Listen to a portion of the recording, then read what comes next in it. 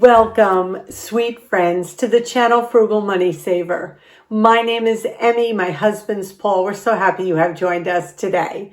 And welcome to all our new subscribers. We are not only a money-saving channel, but we are a place to come and learn about old-fashioned homemaking, gardening, cooking, a little bit of everything.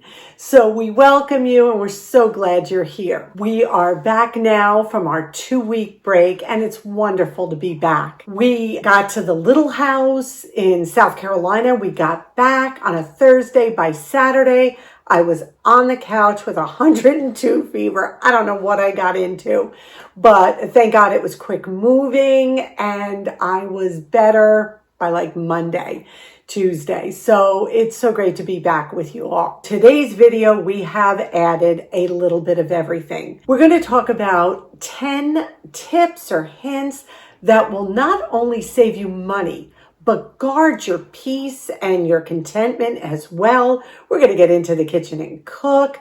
We're going to do I have nothing in the home because we've been away food shopping haul. And then I'm also going to be showing you something at the end of the video that I'm going to need your help with. So just sit back, relax, and let's get right to this video. The first section we want to do, we just put together 10 situations, I guess you would call them, where we encourage you to learn to say no. Again, it will not only save you money, but it will protect your contentment and your peace as well. So let's get right to number 1. The first one is to say no to going over budget this month and say, well, I will just deal with it and make up for it next month. Do not do that. It's never a catch-up game. You'll never catch up. Now, I'm not talking about emergencies or something like that. I'm talking about, hey, the new iPhone just came out and I want it and I'm going to buy it now. And you know what? We'll deal with it next month.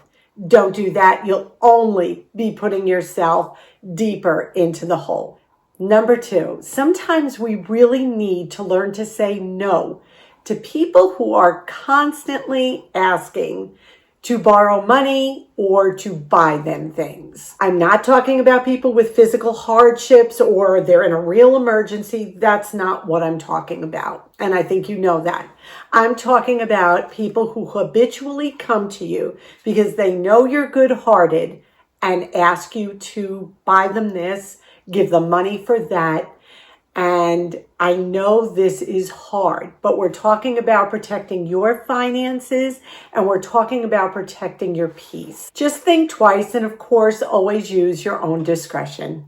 Number 3, we need to start saying no to traditions that no longer work for us, whether they be holiday traditions that are costing us a lot of money and no one cares about and you think they're more important than they are. Or maybe it's a tradition of going out to eat with someone once a week or every other week that maybe that's not working for you anymore. Sometimes we need to reevaluate our traditions and cut back and learn to say, not right now, we're not able to do it.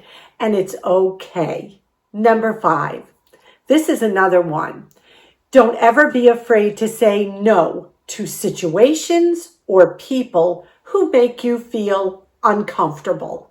No matter what anybody says, oh, they're good people, or no worries, do this, or whatever it is. And I know that may sound basic or rudimentary, but I'm not kidding. There's a lot of that going on. So make sure that you stand for what you believe in and make sure that people or situations that you are put together with or into are not making you uncomfortable and don't align with how you feel in a good way or your own beliefs. Number 6, here's another money-saving one. Say no to buying things just because they're on sale or a good deal. You have 11 pairs of pants in your closet, and some of them you probably don't even wear. But there's another pair on sale, they're a great price, they're on clearance, and you're saving so much money. You have to buy them. Goodness, you can't imagine someone else who may really need them buying them. You buy them. Learn to say no to that. Learn to say no to things you are just buying because they are a good price or on sale. I guarantee that money can be used elsewhere for a much better cause. Number 7, and it's kind of similar to one we talked about earlier, but you need to learn to say no to people who are constantly expecting you to foot the bill or cover expenses when you go out with them. Sometimes you need to learn to say no. It's your money. You worked hard for it. Again, use your own discretion, but there is nothing wrong with saying, hey, I can't cover your bill this time. You're going to have to pick it up. Or how about when we go out this weekend, I'll pay my share and you pay yours. It's kind of a gentle way of saying, hey, I'm not footing the bill again this time. After a while, people begin to get the hint. Number 8, we want you to start learning to say no to the belief that you can't do better financially or that you'll always be in debt. That is untrue. Say no to that idea, because if you put your mind to it, we have over 500 videos. Start watching them and we will be your biggest cheerleaders. We will be your biggest encouragers to learn how to budget, to learn how to save money, to pay off your debts. It can be done with a little bit of willpower, some good advice, encouragement. You'll be on your way. So do not believe that you will never get out of debt or that you will never be able to budget. Not true. Number 9, make sure you say no to anyone who tries to get you to invest in their program, their scheme, their scam, whatever it is. Learn to say no. People may approach you and say, listen, this is a great opportunity. I can make you this much money if you invest this with me. Or if you loan me this, I'll invest it for you. I'm talking about individuals who set up to scam people out of their money. Learn to identify it, learn to say no, and learn to stay clear.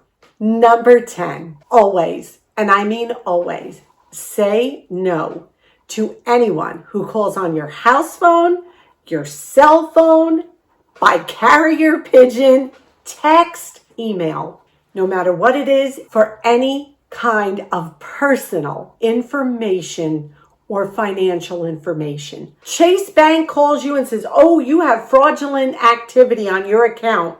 We need to take care of it. Let me have the number off the back of your card, whatever it is. Hang up that phone. Don't even say goodbye. Don't even tell them to have a nice day. Just hang up that phone and then call the number on the back of your Chase credit card. This is just an example. And say, someone just called me.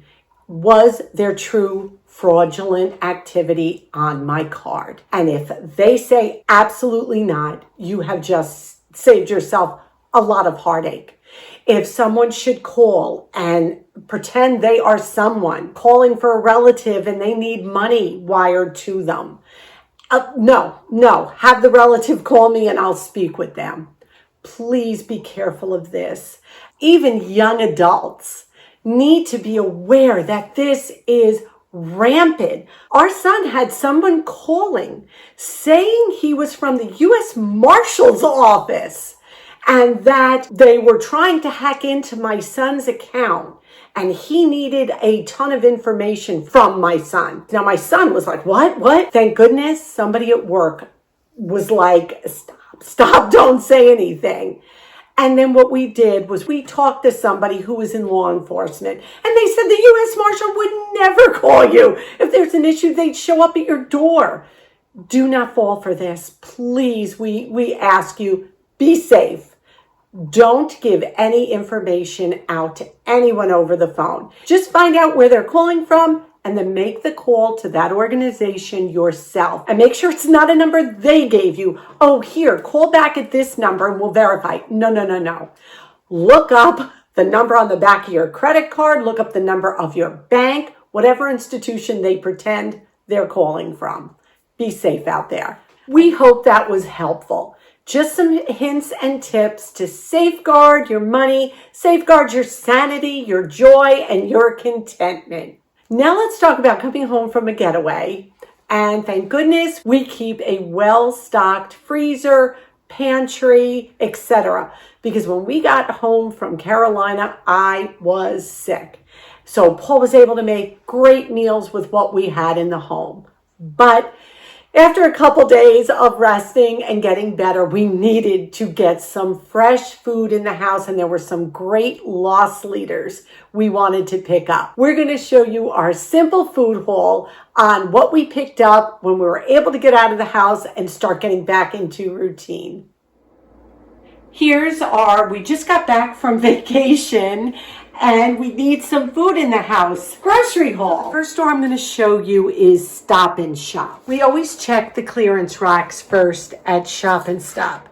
So here's a box of orzo, and I believe that's a pound.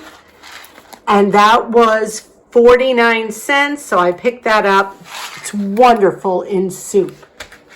Then they also had 12 of the deep clean floor cloths, which I guess would be like a Swiffer knockoff. This isn't for us. We use microfiber cloths, but we bought this for our son. 12 of them was $2.99, so I thought that would be great for him. 2-pound bag of cuties, and they were $2, which made them $1 a pound. That was a great deal. And then we went and we got potatoes. They were 49 cents a pound. So we literally got about 6 pounds of potatoes for $3. So I was pretty happy with that. And they look wonderful. They're russets, so that's great. They also had Land O'Lakes eggs on sale. I have to say these are some of my favorite eggs. They were $3.50 a dozen, which we all know what eggs are costing these days. We got 2 dozen of those, and that will be a great addition to our breakfast. We also got baby arugula. This was $2.49 a container.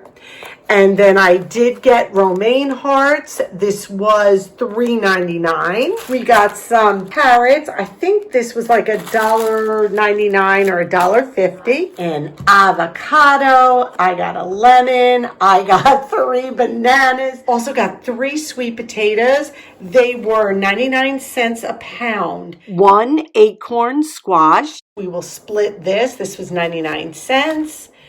A yellow squash and a green zucchini for our California grilled sandwiches. So that is everything from Stop and Shop. Oh, and don't forget my free savory magazine. I love this magazine. It has got some of the yummiest recipes. And for those of you who don't have a Stop and Shop, you can get this online and just look it up. It's free. Now let's head over to Acme. And the reason we stopped at Acme is because they had some really good deals. Halloween is coming up. This was Sour Punch Twists, which looks like it would be a child's favorite. 210 pieces. It was 50% off. So this cost us $7. And there's a lot of them in there. So that'll be a great treat at a very economical price. Kashi Organic Cereal, the Cinnamon Harvest, is one of my absolute favorite cereals. And it usually runs about $6 to $7 a box. That's why you very rarely see it in our hauls. Guess how much these were if you bought 2? They were $3.50 a box. So it's basically like buying one and getting one for free. And there's our little helper, Dixie. Dixie, there she is. Good morning. How are you doing, sweet girl? Wait, let's get a close-up of that face. Dear, that's the princess right there. Okay, night-nights. And now also from Acme, we have the chock full of nuts 23-ounce can. I'm going to show you the tag for this. As you can see, these were $9.99. That was such a savings, literally half price. So we got 3 cans, and this will go right into our pantry. But these are some great stock up prices of fresh food, a little Halloween treat for the kids in our area, and some cinnamon harvest cereal for me. It felt so good having fresh food in the house. Thank God we had frozen berries and we had frozen vegetables. We were fine, but we were out of a lot of basic things because we had used it up before we went away. We wanted to make sure that nothing was going to spoil or rot. So we're back and we're eating well and everything is good. So now what we're going to do is we're going to get into the kitchen, because while we were going through the freezer to eat for the first 4 or 5 days we were home, I found some items I thought we better use these up. So we are going to make a yummy, cozy autumn treat.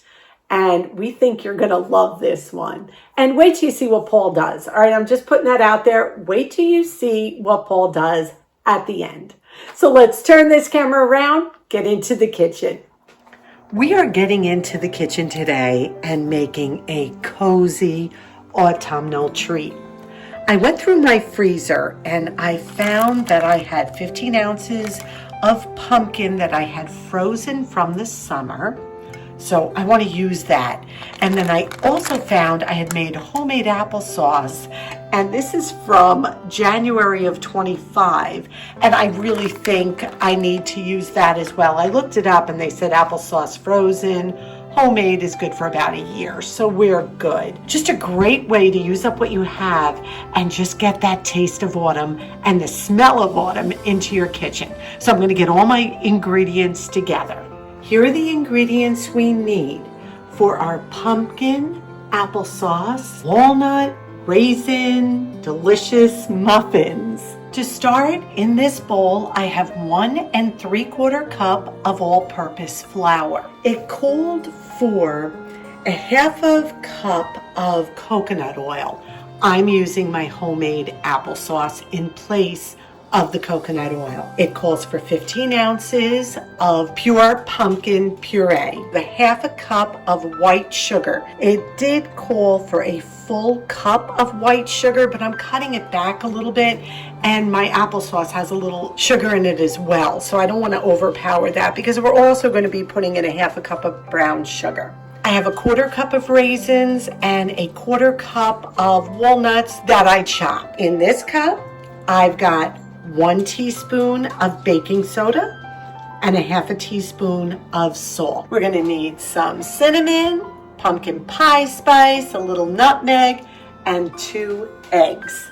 And that's it. I will link the original down below as usual, but I did tweak it as I always do. So let's get to work. We have the 1 3/4 cup all-purpose flour. I'm adding my baking soda and salt. I'm adding my sugar and the brown sugar. The original recipe did call for 2 teaspoons of cinnamon, but I'm doing 1 cinnamon and 1 pumpkin pie spice. Now that I think about it, being that I'm using the pumpkin pie spice, I think I'm going to not put in any more nutmeg. And I'm going to take these dry ingredients and just whisk them all together till they are incorporated. And then in another bowl, what I'm going to do is just take our 2 eggs and I'm just going to whisk those. I'm going to put my pumpkin in and my applesauce. Are you all ready for fall? Are you excited for fall? I love this time of year. I really, really do. Now we're just going to mix this together, and now we're going to add our dry ingredients. And now I'm going to trade my whisk for a spatula, and gently, Emmy. I always have flour flying, and Paul's like, slow down. And I try to be intentional, I really do, and just enjoy what I'm doing. You just want to incorporate this. Oops, some on the bottom there. We don't want to overmix. Before I mix any further now, I'm going to add our raisins and our walnuts. And you don't have to do that, of course. I'm just adding a little something extra. All right, I'm going to say that is perfect right about now. Okay, well, while she's not looking, I'm going to throw in some of these chocolate chips. What are you doing? Nothing, I'm mixing the bowl for you. See? Oh, I'm helping. You put chocolate? I'm helping in the kitchen. Oh my gosh. See? Look. These are supposed to be healthy. Healthy? Oh my God. I never heard of the healthy muffin. Yes, this is hello guys, all right. All right, chocolate chips, yes. I know you're all going to be on his side too. I know it. Greased all 12 muffin tins with a butter wrapper. Keep them in the fridge when you're done using your butter. Perfect greasing tool.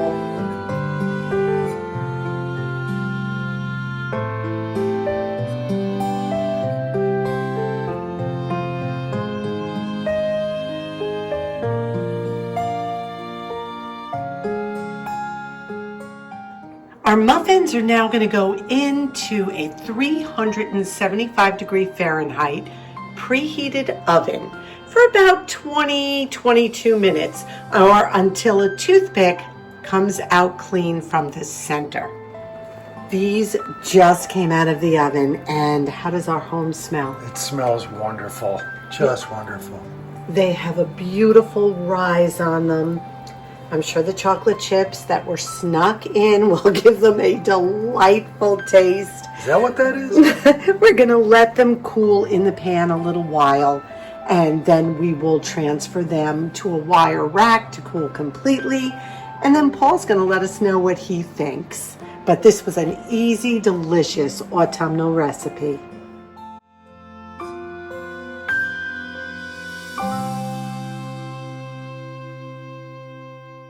Paul is going to do a little taste test. These muffins were so easy. See how they look on the inside? Oh my goodness. Yeah, that works. That works. How do they look, babe? I'm just like in awe. Look how beautiful that looks. So what I'm going to do is Paul's going to give us a little taste test. I'm just putting some cream cheese on half for him to just give you all a taste. That chocolate is spreading. Look at that. He's got his cup of Stitch coffee right there. That's his favorite mug. He loves Stitch. All right, let's see what he thinks. So we're going to try this delicious, easy to make pumpkin muffin. I can't wait. Wow. Boy, it's moist.